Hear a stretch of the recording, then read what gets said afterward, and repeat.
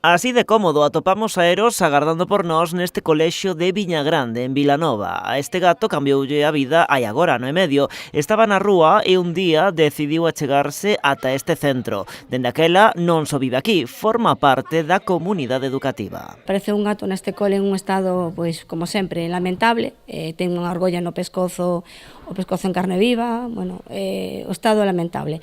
Dentro do centro pideron axuda para leválo, entonces, bueno, a miña axuda foi o que é a atención veterinaria, solicitar, bueno, pois un poquinho de colaboración e col gato volver aquí, e así naceu o proxecto. Un proxecto que foi un éxito dende un primeiro momento coa implicación do profesorado e o alumnado. A rapazada adórao e el cada mañá recíbeos no centro agardando por unha boa ración de aloumiños. Cando veu Euros ao cole foi totalmente unha alegría porque é super guai.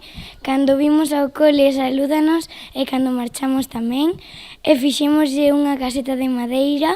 Este cole e Eros es como una fantasía para mí. Yo, es que Eros me pareció muy bien.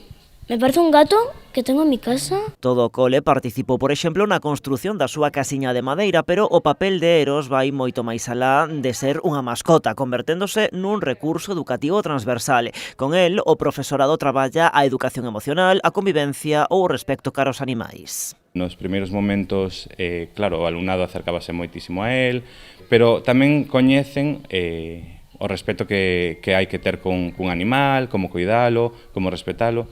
Foi moi ben adaptado no centro, foi moi natural. A través de Eros tiveron ocasión de achegar a rapazada de quinto e sexto todo tipo de temáticas, mesmo algunhas difíciles de abordar. Acercar os nenos o máximo posible ao contacto, pois eso, co que é un virus, o que é unha bacteria, tal.